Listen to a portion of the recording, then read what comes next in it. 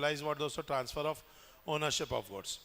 अगर हम बात करें जब भी ओनरशिप ट्रांसफर होती है उसमें दो फैक्टर है, पहला आइडेंटिफिकेशन ऑफ गुड्स एंड दूसरा होता है इंटेंशन ऑफ पार्टीज। ठीक है, आइडेंटिफिकेशन ऑफ गुड्स मतलब कि भाई वो गुड्स जो है वो एसर्टेन्ड होने चाहिए। आप किसी को भी उठा के थोड़ी ना प्रॉपर्टी पास ऑन कर दोगे, सिर्फ वही गुड्स की प्रॉपर्टी पास होगी जो एसर्टेन्ड है, जो स्पेसिफिक है। और दूसरा इंटेंशन भी होना चाहिए पार्टी का कि भैया हाँ ये गुड्स को खरीदना है, तभी तो ओनरशिप क्या होगी बताइए, ट्रांसफर होगी। अब ओनरशिप ट्रांसफर हो जाने से क्या होता है, तो पहली चीज रिस्क किसका हो जाता है, बायर का। Very good. एक्शन भी कौन ले सकता है बताइए, बायर ले सकता है। सेलर सिर्फ केस कर सकता है किसके लिए, प्राइस के लिए। अगर बायर इंसॉल्वेंट हो जाए तो official receiver only can take what दोस्तों, पोजेशन। और सेलर अगर इंसॉल्वेंट हो जाए तो ऐसे केस में seller can ask for what दोस्तों, मनी। समझ में आए? ओके। नेक्स्ट थिंग बोला गया है भाई, अगर जो गुड्स हैं वो गुड्स में ओनरशिप कब ट्रांसफर होती है, तो ये देखना पड़ता है गुड्स कौन से हैं। पहला, अगर ये गुड्स स्पेसिफिक गुड्स है तो स्पेसिफिक गुड्स में अगर ये गुड्स स्पेसिफिक भी है, डिलीवरेबल भी है और अनकंडीशनल कॉन्ट्रैक्ट किया गया, गुड्स स्पेसिफिक है प्लस डिलीवरेबल भी है प्लस अनकंडीशनल कॉन्ट्रैक्ट भी हो गया है, तो जैसे ही कॉन्ट्रैक्ट होगा वैसे ही ओनरशिप ट्रांसफर हो जाएगी।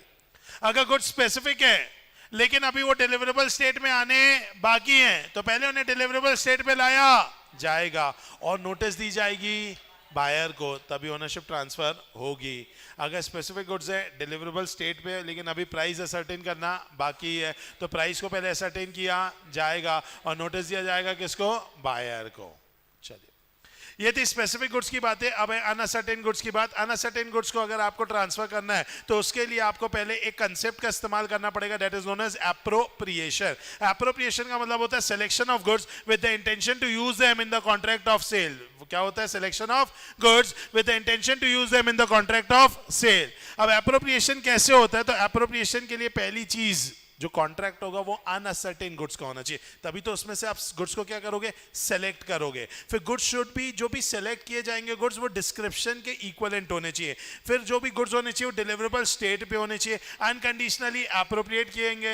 एप्रोप्रिएट कर सकता है seller with the permission of buyer, या बायर कर सकता है with the permission of seller. ये एक्सप्रेस भी हो सकता है एप्रोप्रिएशन या इम्प्लाइड भी हो सकता है। और इसमें असेंट जो है वो बिफोर और आफ्टर कभी भी दिया जा सकता है। तो ये चीज जो है भाई, ये सारे पॉइंट्स पूरे हो गए तो अपन बोलते हैं कि गुड्स का appropriation will be valid. Market is important, exam में 2 बार आ चुका है, एसेंशियल ऑफ एप्रोप्रिएशन। ये 7 पॉइंट आपको लिखने पड़ते हैं।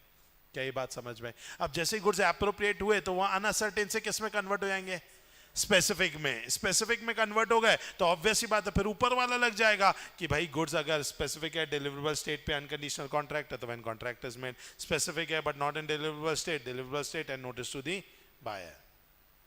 क्या ये बात समझ में? चल, नेक्स्ट दिया हुआ है goods Saint on approval basis. Goods Saint on approval basis मतलब आप गुड्स को क्या दे रहे हैं बताइए, ट्रायल पे दे रहे हैं। आप उसे बोल रहे हैं भैया 7 दिन यूज कर, पसंद आए तो रखना, नहीं होगा वापस कर देना। क्या ये सेल है कि agreement to sale? Agreement to sale है। अब इसके अंतर्गत ये हो जाता है कि भैया 7 दिन के पहले 3 दिन में ही बायर ने बोला भाई मजा आ गया, ये गुड्स तो मेरे हो गए। जैसे उसने बोला ये गुड्स मेरे हो गए, वैसे ही गुड्स की ओनरशिप किसकी हो गई, बायर की। या फिर अगर 3 दिन के अंदर बायर ने कोई ऐसा एक्ट कर दिया जिससे ये समझ में आ गया कि गुड्स उसके हैं, एग्जाम्पल के नाम पे बायर ने उठा के उसको आगे किसी को बेच दिया, आगे किसी को प्लेज कर दिया, तो इसका मतलब गुड्स किसके हो गए, बायर के। तो ओनरशिप भी किसकी वजह से ली गई, बायर को। या 7 दिन हो गए उसने अभी तक रिटर्न नहीं किया। अब रिटर्न नहीं किया, टाइम फिक्स था, रिटर्न कर देना चाहिए था, और रिटर्न नहीं किया तो अपन क्या मानेंगे कि भैया क्या मानेंगे, 7 दिन था, 7 दिन में उसने रिटर्न नहीं किया तो क्या मानेंगे, गुड्स किसके हो गए, बायर के। अच्छा सर आपने 7 दिन बोला ही नहीं था, बस गुड्स दे दिया था कि यूज कर, पसंद आएगा तो रखना, नहीं तो वापस कर देना। तो सर 7 दिन होगा, क्या होगा, तो बेटा फिर होगा रीजनेबल टाइम। जब टाइम नहीं गिवन है तो कौन सा टाइम, रीजनेबल टाइम। क्या ये बात समझ में आई दोस्तों? पक्का? चलिए, फिर जैसा कि अपन जानते हैं दोस्तों, रिस्क फॉलोज व्हाट, ओनरशिप। जहां जहां तू जाएगा मेरा साया साथ रहेगा, उस कंसेप्ट को अपन बोलते हैं रिस्क फॉलोज ओनरशिप। जहां जहां ओनरशिप जाएगी पीछे पीछे रिस्क भी जाएगा। लेकिन 3 ऐसे केसेस हैं जहां पर मैं यहाँ तू वहां हो जाता है, मतलब रिस्क अलग हो जाता है, ओनरशिप अलग हो जाती है। जैसे पहला पॉइंट है अग्रीमेंट। अपन ने अग्रीमेंट कर लिया भैया ओनरशिप तुम्हारी, रिस्क मेरा, तो ठीक है अग्रीमेंट हो गया है, तो उस अग्रीमेंट के तहत ओनरशिप आपके पास रहेगी और रिस्क मेरे पास रहेगा, तो वो चलता है, कोई दिक्कत की बात नहीं है। दूसरा कैसे हो जाता है, डिलेड डिलीवरी। अगर डिलीवरी लेट हो रही है, अभी डिलीवरी लेट किसकी वजह से हो रही है, बायर की वजह से हो रही है, तो buyer will be liable. Seller की वजह से हो रही है सेलर विल बी लाइबल। हमें मतलब ही नहीं है ओनर कौन है, हमें मतलब इस बात से डिलीवरी लेट किसकी वजह से हो रही है। और तीसरा है ट्रेड और यूसेज। तो बोला 3 केसेस के अंतर्गत आप रिस्क और ओनरशिप दोनों को क्या कर सकते हो, अलग अलग। बाकी हर केस में रिस्क और ओनरशिप क्या रहेंगी, एक साथ। जहां जहां ओनरशिप जाएगी वहां वहां रिस्क भी जाएगा। नेक्स्ट कंसेप्ट अपन पढ़ने जा रहे हैं, that is sale by non owner. What do you mean by non owner? जो गुड्स को ओनर नहीं है उसे अपन क्या बोलते हैं, नॉन ओनर। तो जनरली नॉन ओनर एक अच्छा टाइटल पास नहीं कर सकता। बोला जाता है नमो डैड क्वाड नॉन अबैट, नमो डैड क्वाड नॉन अबैट, no one can give what he does not himself possess. जो मेरे पास नहीं है वो मैं आपको दे नहीं सकता। लेकिन इसके 10 एक्सेप्शन है जहां पर दिया जा सकता है। जैसे पहला है sale by mercantile agent. Sale by mercantile agent में अगर गुड्स जो है वो एजेंट के पास है, ऑर्डिनरी कोर्स ऑफ बिजनेस में बेचा जा रहा है, बायर गुड फेथ में ले रहा है और बायर के पास ये नॉलेज ही नहीं है कि एजेंट के पास अथॉरिटी टू सेल नहीं है, ऐसे केस में अगर चारों पॉइंट पूरे हो गए तो भाई sale by mercantile agent will be valid. दूसरा sale by joint owner. Possession of the goods जो है वो जॉइंट ओनर के पास होनी चाहिए, बायर ने गुड फेथ में लिया होना चाहिए, बायर के पास ये बात का नॉलेज ही नहीं होना चाहिए कि सेलर के पास अथॉरिटी टू सेल नहीं है। या फिर sale under voidable contract. Voidable contract मतलब इसे वैलिड भी किया जा सकता है, वॉइड भी किया जा सकता है। जब तक वॉइड नहीं करते तब तक ये कैसा माना जाएगा, वैलिड। तो यहां पर उसने सेल कर दिया और तुमने कैंसिल ही नहीं किया, तो अब कैंसिल नहीं किया तो वैलिड है। वैलिड है मतलब वो आगे बेचेगा तो टेक्निकली तो वो सही बेच रहा है, इसलिए ओनरशिप वहां पे क्या हो रही है, अच्छे से ट्रांसफर हो रही है। या sale by possession in, sale by seller in possession after sale, मतलब पोजीशन जो है वो सेलर के पास होना चाहिए, गुड्स जो हैं वो डिलीवर होने चाहिए भाई, गुड फेथ में होना चाहिए, ठीक है। And last, buyer must not be aware of the previous sale. कितने पॉइंट पूरे होने चाहिए, 4। पोजीशन किसके पास होना चाहिए, सेलर के पास। गुड्स किसको डिलीवर होने चाहिए, बायर को। बायर ने किस में लिया होना चाहिए, गुड फेथ में। और बायर को प्रीवियस सेल के बारे में पता होना नहीं चाहिए। ये चारों 5 पॉइंट अगर पूरे हो गए तो इस केस में जो सेल हो रही है वो नॉन ओनर के द्वारा हो रही है, बट फिर भी सही है माना जाएगा। या फिर कोई अनपेड सेलर अगर गुड्स को क्या कर देता है, सेल कर देता है। जैसे अभी अपन पढ़ेंगे कि अगर अनपेड सेलर होता है तो उसके पास राइट ऑफ लीन होता है, right of stoppage and transit होता है। तो ऐसे केस में वो गुड्स को क्या कर सकता है बताइए, गुड्स को आगे बेच सकता है। वो होना नहीं है बट फिर भी वो बेचेगा, सही माना जाएगा। Sale by finder of goods, अगर किसी के गुमे हुए गुड्स अगर आपको मिल जाए तो ऐसे केस के अंतर्गत बोला जाता है कि भाई गुमे हुए गुड्स अगर आपको मिल जाए और अगर आपने ओनर को ढूंढा और वो मिला नहीं, या ओनर मिला लेकिन उसने आपको पैसा दिया नहीं, या फिर गुड्स कैसे हैं, पेरिशेबल नेचर के, या फिर जो गुड्स को में ओनर को ढूंढने के लिए आपने 2/3 of the value of the goods से ज्यादा क्या कर चुका है, खर्चा कर चुका है, तो ऐसे केस के अंतर्गत आप गुड्स को बेचेंगे तो आपका बेचना सही माना जाएगा।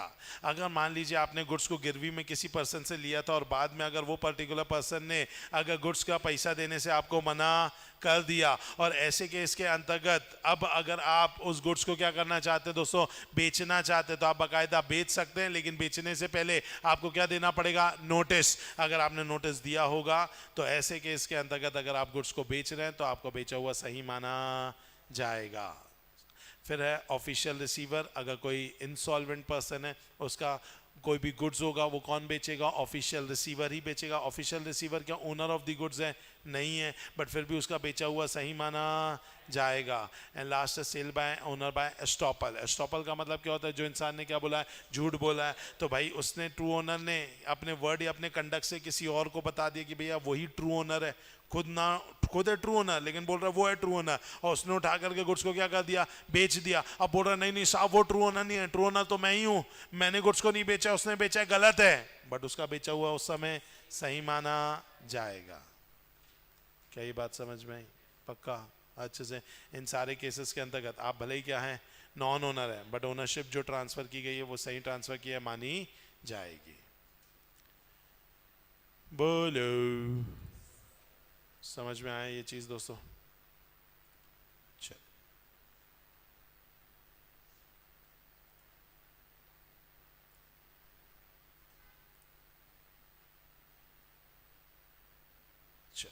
अब आते हैं नेक्स्ट चैप्टर में। नेक्स्ट चैप्टर जो की बात करेगा किसके बारे में दोस्तों, that is about the delivery. ठीक है, किसके बारे में, डिलीवरी ऑफ गुड्स के बारे में। ठीक है,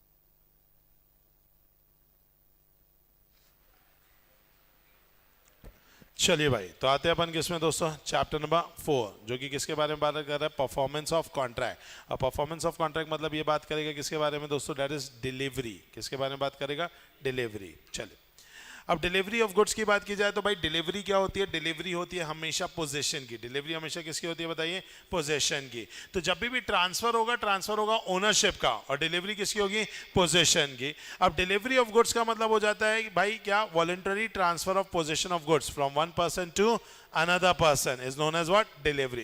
अब डिलीवरी भी दो तीन प्रकार की होती है। एक होती है जैसे अपन बोलते हैं एक्चुअल डिलीवरी, एक होती है जैसे बोलते हैं सिंबॉलिक डिलीवरी, एक होती है जैसे अपन बोलते हैं कंस्ट्रक्टिव डिलीवरी। तो अलग अलग प्रकार की डिलीवरी होती है, जिसमें पहली कौन सी है, actual delivery. So what is this actual delivery, ऐसी डिलीवरी ऑफ गुड्स जिसमें गुड्स को मैं आपके हाथ में रख देता हूं, आप ही को दे देता हूं, फिजिकली आप ही को डिलीवर कर देता हूं, इसे अपन क्या बोलते हैं, एक्चुअल डिलीवरी। सिंबॉलिक डिलीवरी क्या हो जाता है कि मैं आपको गुड्स दे रहा हूं और वो गुड्स एक्चुअली में गुड्स ना दे करके कोई ऐसी चीज दे रहा हूं जिसके बिना गुड्स को यूज ही नहीं किया जा सकता। एग्जांपल कार, आपने बोला साहब कार चाहिए, तो क्या मैं उठा के आपके ऊपर रख दूंगा बेटा कार को, नहीं, तो मैं आपको क्या दूंगा, चाबी। Very good. तो ये की क्या हो गई, सिंबॉलिक डिलीवरी। और तीसरी हो जाती कंस्ट्रक्टिव डिलीवरी, जिसके अंतर्गत मैं आपको गुड्स नहीं देता, मैं किसी और को देता हूं ताकि वो आपको दे दे, तो इसे अपन क्या बोलेंगे बताइए, कंस्ट्रक्टिव डिलीवरी। तो एक है कौन सी, एक्चुअल, एक है कौन सी, सिंबॉलिक, एक है कौन सी, कंस्ट्रक्टिव।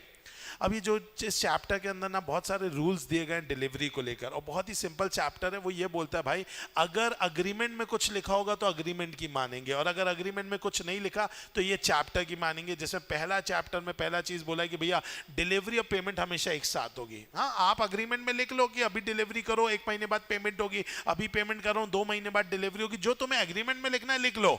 लेकिन अग्रीमेंट में नहीं लिखा तो एक साथ होगी क्या, पेमेंट और डिलीवरी, एक हाथ पेमेंट ले, एक हाथ डिलीवरी ले, तो payment and delivery will be what दोस्तों, कॉन्करेंट। हमेशा डिलीवरी ऐसे तरीके से होगी जो बायर बताएगा, मतलब buyer has to always apply for delivery. Buyer ही बताएगा कि भाई मुझे डिलीवरी चाहिए तो ही डिलीवरी की जाएगी, सेलर अपने मन से डिलीवरी नहीं करेगा। अब डिलीवरी का जो प्लेस है वो या तो कॉन्ट्रैक्ट में तय हो जाएगा, और अगर कॉन्ट्रैक्ट में तय नहीं किया गया कि डिलीवरी कौन सी जगह पर करनी है, तो जहां पर गुड्स रखे हैं वहीं पर ही गुड्स की क्या होगी, डिलीवरी होगी। सर या फिर गुड्स अभी मैन्युफैक्चर्ड हो रहे हैं, तो फिर बेटा जहां मैन्युफैक्चर हो रहे हैं वहीं पर ही क्या होगी उसकी डिलीवरी। टाइम ऑफ डिलीवरी आप अग्रीमेंट में लिख लो, मुझे इतने बजे गुड्स चाहिए, हैप्पी वाला बर्थडे 5 बजे केक कटिंग है तो 5 बजे डिलीवरी चाहिए, तो आपको 5 बजे मिलेगी। और अगर आपने टाइम नहीं बताया कि कब डिलीवरी चाहिए तो वो कब देगा, विद इन रीजनेबल टाइम। अगर आप पार्ट डिलीवरी लेते हैं किसी भी गुड्स की, तो यहां पर एक केस है बेटा, अगर आप पार्ट डिलीवरी ले रहे हो और बचा हुआ पार्ट आप सेलर के पास ही छोड़ दे रहे हैं, तो अगर आपने पार्ट डिलीवरी ली है गुड्स की, मैं बायर हूं, मैं कौन हूं, अरे मैं कौन हूं, बायर। अब मैंने गुड्स की पार्ट डिलीवरी ली और पार्ट डिलीवरी किसके पास छोड़ दिया, सेलर के पास। सेलर बोल रहे ठीक है भैया आप इतना पार्ट लेके चले हो, बाकी पार्ट कोई टेंशन नहीं मैं देख लूंगा। तो पार्ट डिलीवरी को पार्ट डिलीवरी माना जाता है, पार्ट डिलीवरी को पार्ट डिलीवरी माना जाता है। एक में रिएक्शन हो सकता है सेलर का, नहीं भैया पूरा सामान लेके जाओ, मेरे पास टाइम नहीं है, आपने रख लिया नहीं, आपका गुड्स हो गया ना, लेके जाओ, इतना गुड्स फैला हुआ है यहाँ पे काका देखता रहूंगा, अपना गुड्स लेके जाओ ना, मैं ध्यान नहीं दे पाऊंगा। तो यहाँ पे अगर आप आधा गुड्स भी लेके गए तो सेलर क्या बोल रहा है, पूरा चला गया, मैं कुछ देखने वाला नहीं, मैं पार्ट को यहाँ पार्ट नहीं मानूंगा, मैं पार्ट डिलीवरी को होल मानूंगा। क्या मानूंगा, पार्ट डिलीवरी को होल मानूंगा। तो अगर पार्ट डिलीवरी को पार्ट माना जाएगा तो जो पार्ट बायर के साथ गया बायर विल बी लायबल, जो रह गया seller will be liable. Part delivery को अगर तुमने होल डिलीवरी मान लिया तो जो पार्ट गया उसके लिए बायर विल बी लायबल, जो रह गया उसके लिए भी बायर विल बी लायबल। चलिए भाई नेक्स्ट है, कई बार गुड्स जो है वो थर्ड पार्टी के पास रहते हैं, तो बोला जा रहा है कई बार गुड्स अगर थर्ड पार्टी के पास है तो यहाँ पर जो थर्ड पार्टी है अगर वो एक्नॉलेज कर देता है बायर को कि भाई मैंने गुड्स तुम्हारे गुड्स जो है वो अपने पास रखा हुआ है, तो ऐसे केस के अंतर्गत यहाँ पर क्या बोला गया है कि भाई वो डिलीवरी में अगर उसने बोल दिया कि भाई मैंने जो गुड्स रखा है वो मैंने तुम्हारे बिहाफ में रखा हुआ है, तो उसमें डिलीवरी हो गई, ये मान लिया जाता है। नेक्स्ट थिंग बोला गया भाई क्या कि भाई एक्सपेंसेस ऑफ डिलीवरी।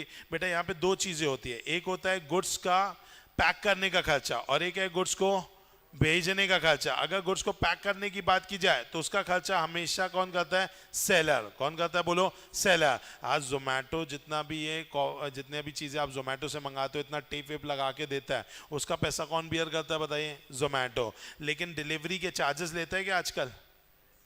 यस और नो, कुछ बोलते ही नहीं आजकल बेटा। क्या जोमेटो नहीं कर रहे हो क्या? चार्जेस लेता है कि नहीं लेता है? लेता है, ऑब्वियस ही बात है। तो भाई अगर अपन बात करें तो बाकायदा चार्जेस लेता है। तो भाई यहाँ पे क्या बोल दिया गया कि भाई जो भी डिलीवरी करने के चार्जेस हैं वो कौन बियर करेगा बताइए? बायर।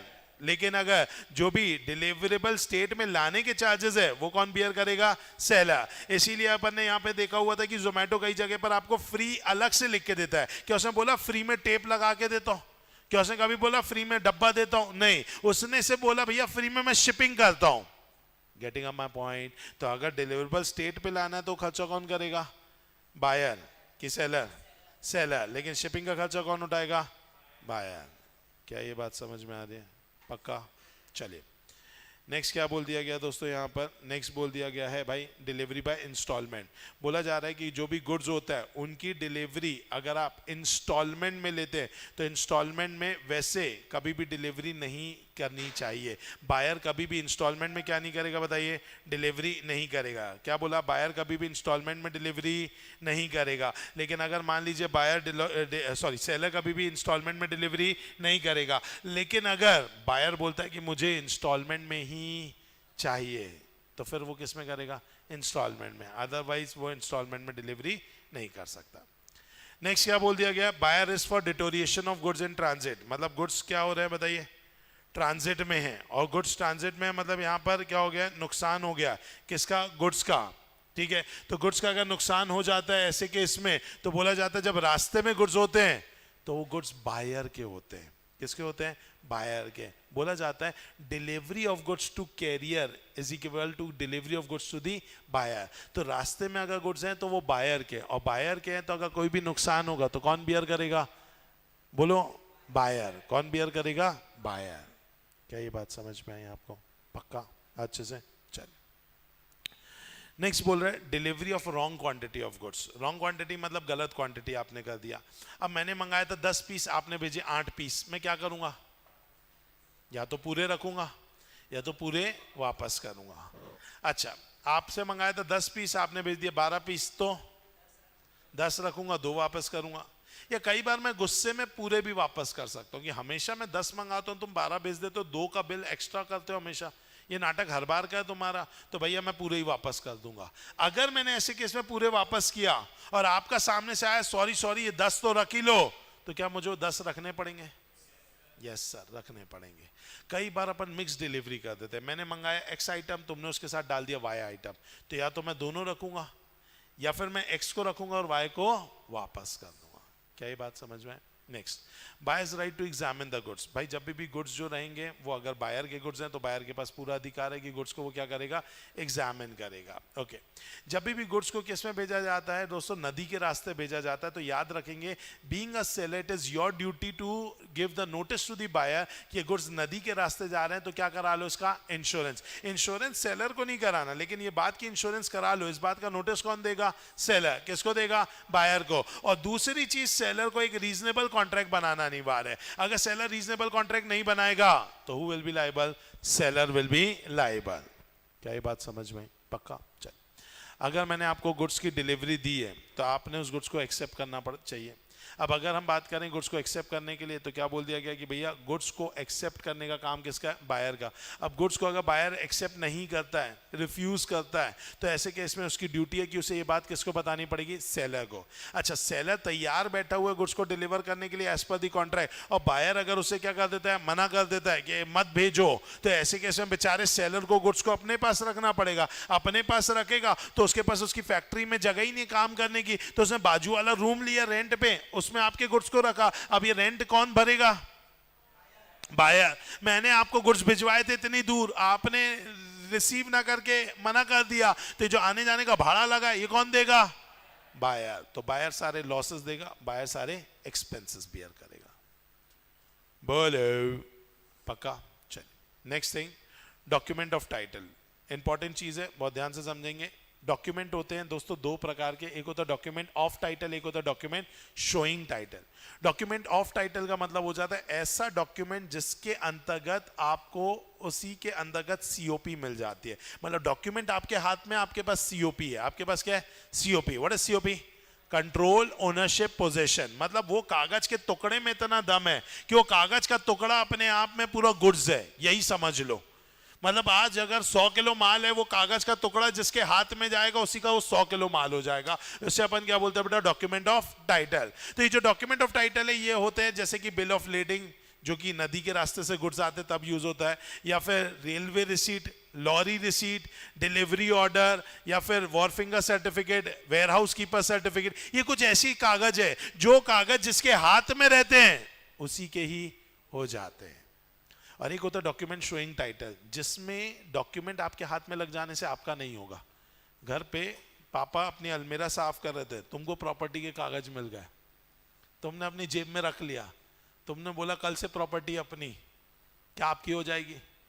Answer is no. उसमें जिसका नाम लिखा है उसी की हो जाएगी। अरे इसीलिए तो घर वर पे कभी या दोस्तों रिश्तेदारों में देखा होगा, यार घर पे तो अपन रहते लेकिन घर अपने नाम पे ही नहीं है। सोचो घर तुम्हारा होने के बावजूद अगर वो तुम्हारे नाम पे नहीं है तो भी अपन को डर रहता है कि यार ये तो उनका घर है, फिर तो वो कभी भी कुछ भी एक्शन ले सकते हैं। तो भाई घर अपने नाम पे होना जरूरी हो जाता है। तो वो नाम का मतलब सिर्फ कागज नहीं है, वो नाम अपने नाम पे कराना पड़ता है। तो कागज में जिसका नाम होता है प्रॉपर्टी उसकी होती है। तो वो जो स्टैम्प पेपर है वो डॉक्यूमेंट ऑफ टाइटल नहीं है, वो है डॉक्यूमेंट शोइंग टाइटल। क्या ये बात समझ में आई दोस्तों? पक्का? चल, अब क्या होता है जब भी गुड्स को अगर अपन भेजते हैं दोस्तों, मान लीजिए रेलवे से भेजा, मान लीजिए मैंने उसे ट्रेन लॉरी से भेजा, मैंने उसे मल्टीमोडल ट्रांसपोर्ट से भेजा, तो ऐसे केस में कई बार ऐसा होता है कि जो सेलर है उसको डाउट ये लगता है कि बायर के हाथ में अगर गुड्स लग गए और बायर ने कल के दिन पेमेंट करने से मना कर दिया तो दिक्कत हो जाएगी। तो इसी के लिए, क्योंकि delivery of goods to the carrier is equal to delivery of goods to the buyer, तो ऐसे में लफड़ा हो जाता है। तो इसी लफड़े को कम करने के लिए एक और कंसेप्ट आया गया जिसका नाम रखा गया right of disposal, reservation of right of disposal, जिसका सबसे भयानक यूज अमेजन करता है। अमेजन में भी तो कैरियर आपके गुड्स को लेकर के आता है, तो क्या कैरियर का हो के हाथ में लग जाने से क्या गुड्स आपका हो जाता है? क्या यहाँ पे delivery to carrier is equal to delivery to buyer हो जाता है? No sir. पहले कैरियर आपको फोन करके पूछता है सर पार्सल आया है, फिर आपसे पैसा मांगता है, आप बोलते हो साहब पैसा तो नहीं है, क्या वो पार्सल देता है आपको? No sir. तो इट इज वेरी इंपॉर्टेंट कि भाई आपको वहां पर पैसा देना पड़ता है। वो क्यों देना पड़ता है? क्योंकि जो सेलर है उसने रिजर्व कर लिया राइट ऑफ डिस्पोजल। सेलर ने कंडीशन डाल दी जब तक बायर पैसा नहीं देगा बायर को गुड्स मत देना। इसे बोलते हैं reservation of right of disposal. क्या बोलते हैं? Reservation of right of disposal. अब reservation of right of disposal जो होता है दोस्तों, इसको आप कैसे कर सकते हैं? पहला तरीका तो ये आप अग्रीमेंट में ही कर लो। दूसरा तरीका है अपने हाथ में है DOT, document of title. Document of title कैसा डॉक्यूमेंट है? एक ऐसा डॉक्यूमेंट जो जिसके हाथ में जाता है उसका हो जाता है। तो इसको बायर के हाथ में देने का ही नहीं, सेलर अपने पास ही रखा रहे। तो सेलर अगर अपने पास ही रखा रहेगा तो ऑटोमेटिकली ये किसके हाथ में नहीं लगेगा? बायर के हाथ में नहीं लगेगा। तो गुड्स भी किसके नहीं होंगे? बायर के नहीं होंगे। मतलब वो होंगे तो कैरियर के हाथ में, लेकिन किसके नहीं होंगे? बायर के नहीं होंगे। एग्जाम्पल के नाम पर मैंने कोलकाता से कुछ माल मंगवाया। अब वहां की पार्टी ने बोला ठीक है सर हम आपको गुड्स भेज देते, आप हमें यहाँ पे पैसा दे दो। मैंने कहा सर पहले गुड्स को भेजो तो सही। वो बोला सर गुड्स आपको भेजा और आपको मिल गए और बाद में आपने पैसा देने से मना कर दिया, तो फिर तो भैया मेरे को रायपुर आना पड़ेगा आपसे लड़ने के लिए, उतना समय है नहीं।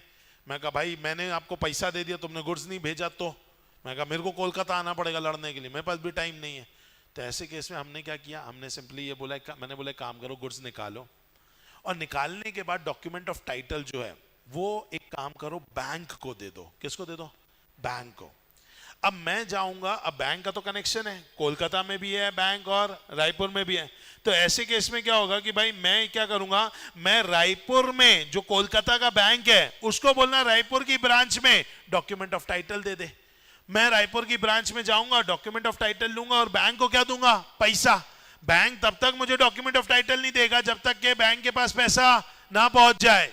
अरे गेटिंग माय पॉइंट? तो ऐसे केस में आप मुझे बताइए वो जो बैंक है वो किसका बन के काम करेगा? सेलर का बन के काम करेगा। अब वो सेलर का बन के काम करेगा मतलब डॉक्यूमेंट ऑफ टाइटल अभी सेलर के हाथ में है, भले ही गुड्स किसके पास है, बायर के पास नहीं है, अभी कैरियर के पास है। तो इस तरीके से भी उसने क्या कर लिया, रिजर्व कर लिया, क्या, राइट ऑफ डिस्पोजल। तो राइट ऑफ डिस्पोजल को रिजर्व करने के अलग अलग तरीके होते हैं। पहला तरीका क्या होता है बताइए दोस्तों, अग्रीमेंट क्या कर लिया अपन ने, वो कैरियर को बोल दिया कि भैया आप जब तक ये कंडीशन पूरी ना हो गुड्स मत देना। दूसरा तरीका हो गया कि भैया अपन ने क्या कर दिया, अपन ने डॉक्यूमेंट ऑफ टाइटल ही बायर को नहीं दिया। तो इन दो तरीके से अपन रिजर्व कर पाते क्या, राइट ऑफ डिस्पोजल। क्या ये बात समझ में पक्का, कोई भी डाउट इसमें? चलिए अब एक केस और होता है दोस्तों, जैसे अपन बोलते हैं चेक्स के केस में क्या होता है ना, अब मान लीजिए भाई मुझे आपको डॉक्यूमेंट ऑफ टाइटल जो है आपसे मैं ले रहा हूं, बदले में मुझे देना पैसा। अब पैसे में 50 लाख रुपए देना, गुड्स 50 लाख के, सोना खरीदा है मैंने आपसे। अब 50 लाख रुपए क्या कैश में लेके घूम रहा हूँ मैं, तो मैं क्या करूंगा, चेक ही दूंगा। आरटीजीएस एनईएफटी ये सब नहीं होता मेरे से, मैंने चेक साइन किया, आपको दे दिया, और मैंने कहा भैया वो सोना लेके जाना है, 4 दिन लगते हैं चेक को तो क्लियर होने में, बैठा थोड़ी ना रहूंगा यहाँ पे। अब चेक दे दिया, भैया क्या दे दो मेरे को, डॉक्यूमेंट ऑफ टाइटल। आपने मुझे डॉक्यूमेंट ऑफ टाइटल दे दिया, चेक ले लिया, चेक बैंक में जमा किया और चेक बाउंस हो गया। लेकिन मेरे हाथ में क्या लग चुका है, डॉक्यूमेंट ऑफ टाइटल भी लग गया, गुड्स भी लग गए, अब तो भाई अपन हो गया राजा। तो ऐसे केस में लॉ मेकर ने एक चीज बोली, लॉ मेकर बोला देखो भाई ये जो डॉक्यूमेंट ऑफ टाइटल है ना, इसके अंदर बहुत सारी शक्तियां हैं, लेकिन ये जो शक्तियां हैं, ये शक्तियां अगर चेक बाउंस हो जाता है तो शक्तियां खत्म हो जाती है। तो है तो इसके अंदर क्या, शक्तियां, लेकिन चेक अगर बाउंस हो गया तो इसकी शक्तियां खत्म हो जाती है। और अगर शक्तियां खत्म हो गई तो वो शक्तियों को क्या नहीं माना जाएगा, उन शक्तियों के कारण वो कागज के टुकड़े को डॉक्यूमेंट ऑफ टाइटल माना नहीं जाएगा। तो उस समय भी आपके पास राइट नहीं है गुड्स को लेने का, बीइंग दबाया, मतलब अभी भी राइट किसके पास है, सेलर के पास। तो सेलर जो है 3 तरीके से राइट को क्या कहता है, वो कहता है पहला conditional appropriation, deem right of reservation, and case of drawing of bills of exchange. क्या ये बात समझ में आई? Yes under. चलिए नेक्स्ट कंसेप्ट पर आते हैं दोस्तों। नेक्स्ट कंसेप्ट यहां पर क्या बोल रहा है दोस्तों, दैट इज अबाउट दी